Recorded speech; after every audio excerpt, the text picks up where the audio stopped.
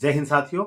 CRPF tradesman के अंदर MMV यानी कि मोटर मैकेनिक व्हीकल के अंदर अगर आपका सिलेक्शन हुआ है तो ये वीडियो आपके काम का हो सकता है, क्योंकि एमएमवी के संबंध में बहुत सारे बच्चों के कमेंट आ रहे थे कि सर एमएमवी के ऊपर जो profile, salary, promotion, facilities, family life, LDC exam दे सकता है कि नहीं दे सकता है, इन सभी टॉपिक्स के ऊपर जैसे पढ़ने के लिए कितना टाइम मिलेगा, तो वर्दी मिलेगी नहीं मिलेगी, यानी कि अलग अलग प्रकार के डाउट्स आपके आ रहे थे। तो आज इसी टॉपिक पे बात करेंगे। एमएमवी का बारे अगर आप भर्ती हो रहे हो उसके बारे में आप जानना चाहते हैं तो पूरा वीडियो देख लेंगे तो एमएमवी के संबंध में आपको पूरी जानकारी मिल जाएगी।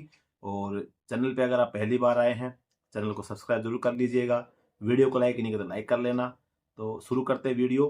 तो देखो, एमएमवी यानी कि ट्रेडमैन में आप भर्ती हो रहे हो तो एमएमवी का आपको पता चल रहा है कि भाई आप उसी हिसाब से आपने जो पढ़ाई कर रखी है कि भाई आपने गाड़ी वगैरह की रिपेयरिंग वगैरह की आपको नॉलेज है, तो मेन काम तो आपका वही होता है। लेकिन एमएमवी जो होता है आप देखेंगे तो ट्रेनिंग वगैरह जो होती है एमएमवी की, तो आपके जीडी के कंपेयर ट्रेनिंग होती है, तो जीडी के सिमिलर आपका वर्क होता है।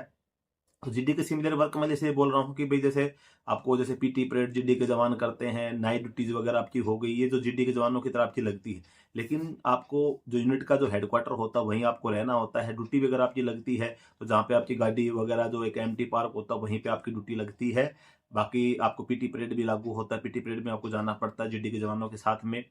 तो मेन आपका जो काम होता है अभी गाड़ियों को रिपेयर करना, जैसे भाई आपको पूरे रूटीन की बात करो तो सुबह जैसे आपने पीटी पीरियड अटेंड किया उसके बाद में फिर आपका नाश्ता वगैरह हो जाता है। नाश्ता वगैरह होने के बाद 9 सवा 9 बजे फिर आपको जाना पड़ता है। फिर आपको किसी गाड़ी के अंदर कोई सर्विस करनी है, कोई गाड़ी को रिपेयर करना है, किसी गाड़ी में कोई प्रॉब्लम चल रही है, तो आपके जो सीनियर्स आप नए जाएंगे तो आपके सीनियर्स रहते हैं, वो आपको उनके आपको स्टार्टिंग में तो हेल्प करके आपको सीखना पड़ेगा, वो काम करेंगे, आपको बताएंगे, उनके साथ फिर आपको काम करना पड़ता है। एक तो ये ड्यूटी होती है, फिर आपको वहीं पे रहना पड़ता है। दूसरा होता है कि जैसे कोई गाड़ी का कोई कहीं जाना है, ड्राइवर लेके जा रहा है, गाड़ी का कोई मार्च करना है, कोई भाई पार्टी मूवमेंट कर रही है किसी भी प्रकार का, तो गाड़ियों के ड्राइवरों के साथ में एमएमवी जाता है। भाई रास्ते में जो गाड़ी खराब हो गई तो ड्राइवर तो ठीक करेगा नहीं, या फिर जीडी का जवान है वो तो ठीक करेगा नहीं, एमएमवी को करनी पड़ती है। तो फिर एमएमवी साथ जाता है उन गाड़ियों के। वो आपको फिर अगर रास्ते में गाड़ी में किसी प्रकार की कोई दिक्कत हो, गाड़ी कोई एयर ले गई, लाइट खराब हो गई, या कोई और प्रॉब्लम होगी छोटी मोटी, तो आप लोग उससे ट्रेड से आप उससे टेक्निकल आपने पढ़ाई कर रखी तो आपको उसके संबंध नॉलेज होगी कि गाड़ी जब लंबी दूरी चलती है छोटी मोटी क्या प्रॉब्लम्स आ सकती हैं। तो वो जब एमएमई साथ होता है तो उसको ठीक कर लेता है। तो ये आपकी मेन ड्यूटीज होती हैं। इसके अलावा नाइट ड्यूटी आपको लगती है। वर्दी का भी आपके मन में डाउट्स होगा, तो वर्दी आपको सभी प्रकार की जो सीआरपीएफ के जवानों को पहनने को मिलती है वो आपको भी मिलेगी, वर्दी आपको मिलती है। और अभी बात करें आपका प्रमोशन की, तो प्रमोशन जो होता है आपका इजीली होता है प्रमोशन। लेकिन प्रमोशन थोड़ा डिले है। डिले इसलिए भाई आप कांस्टेबल से हेड कांस्टेबल तो बन जाएंगे, जैसे जीडी के जवान बनते हैं उसी टाइम पे आप बन जाते हैं। लेकिन फिर हेड कांस्टेबल से ऊपर प्रमोशन में थोड़ा टाइम लगता है। बाकी हेड कांस्टेबल से फिर आप एएसआई एसआई तक आराम से, आप अगर कम एज में भर्ती हो रहे हैं और आप पूरी सर्विस करते हैं, यानी कि जब आपकी उम्र 60 साल की होगी तब तक आप नौकरी करेंगे, तो आप इजीली सब इंस्पेक्टर तक पहुंच जाते हैं। बाकी हेड कांस्टेबल एएसआई तो आप बन जाएंगे। तो प्रमोशन भी इसके अंदर होता है, प्रमोशन के लिए कोई उतना वो है नहीं। बाकी बात करें पढ़ाई के लिए टाइम मिलेगा कि नहीं मिलेगा, तो पढ़ाई के लिए देखो टाइम का ये है, कभी कभार की दिक्कत हो तो बात अलग है। बाकी आपका एक सबका एक टाइम शेड्यूल होता है कि भाई इतने बजे आपको जाना है। जो आपकी एक शॉप होती है, वर्कशॉप जो होती है, वर्कशॉप में आपको जाना होता है। वर्कशॉप में काम किए, फिर उसके बाद में आपका एक टाइम पीरियड होगा, उस टाइम पे आप आए, अपना लंच किया, लंच करके आपका रेस्ट रहता है। फिर शाम को 3:30 बजे, 4 बजे, 3 बजे, वो जहाँ पे जैसा मौसम होता है मौसम के हिसाब से भाई एरिया वाइज फिर आपको दोबारा फिर जाना पड़ता है शॉप में। फिर शाम को 5:30 6 बजे फिर शॉप आपकी बंद हो गई। उसके बाद फिर नाइट में ड्यूटी है तो ठीक है, रेस्ट है तो अपना फिर पूरी नाइट आपको रेस्ट मिल गया। बाकी ड्यूटी होगी तो 2 घंटे ड्यूटी आती है, डेली नहीं आती, कभी 2 दिन 3 दिन 4 दिन, एक दिन छोड़, वो एरिया वाइज सिचुएशन वाइज कभी कभी नहीं भी आती है आपकी, वो कभी कब उस पर डिपेंड करता है। फिर आपको नाइट में जैसे रेस्ट है तो आप थोड़ा पढ़ सकते हैं, दिन में भी आपको रेस्ट मिलता है, पढ़ सकते हैं, कोई स्पेशल आपको टाइम देगा नहीं कि भाई आप जाके पढ़ लीजिए।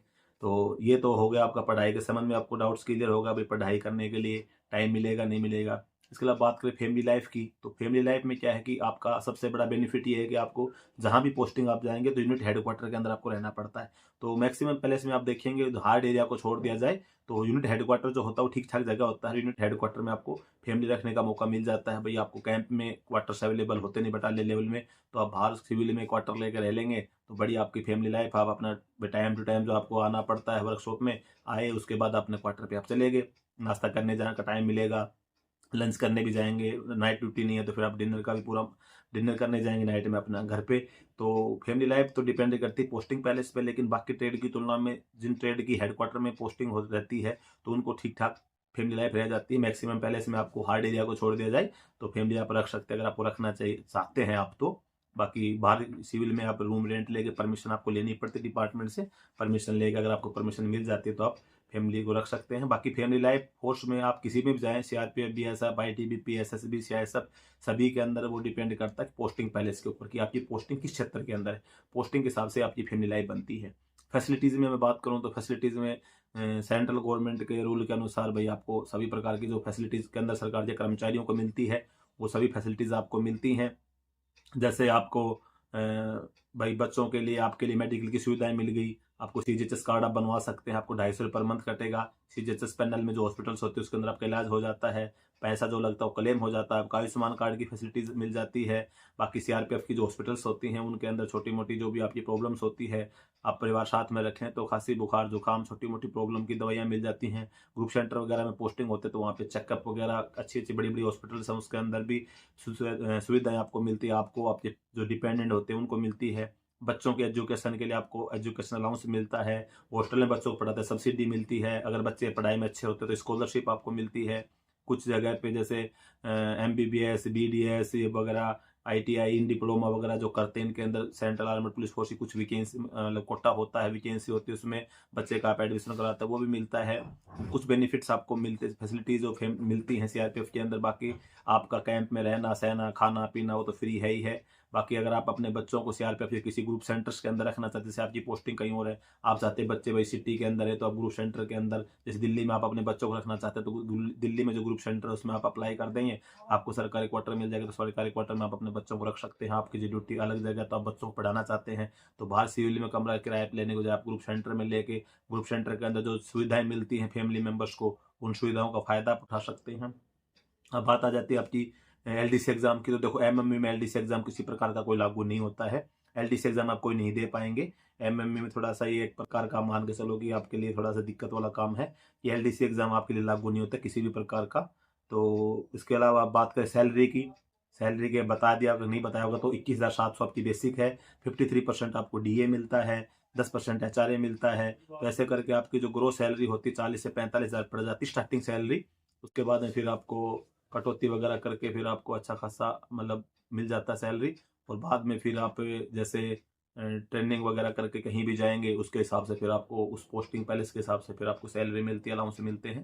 तो ट्रेनिंग वगैरह करके अगर बढ़िया जगह पोस्टिंग आ जाए तो 60-70 हज़ार तक आपकी सैलरी पहुंच जाती है। बाकी स्टार्टिंग सैलरी आपका कटने पिटने खा पी के बाद 34-35 हज़ार स्टार्ट से शुरू होगी सैलरी।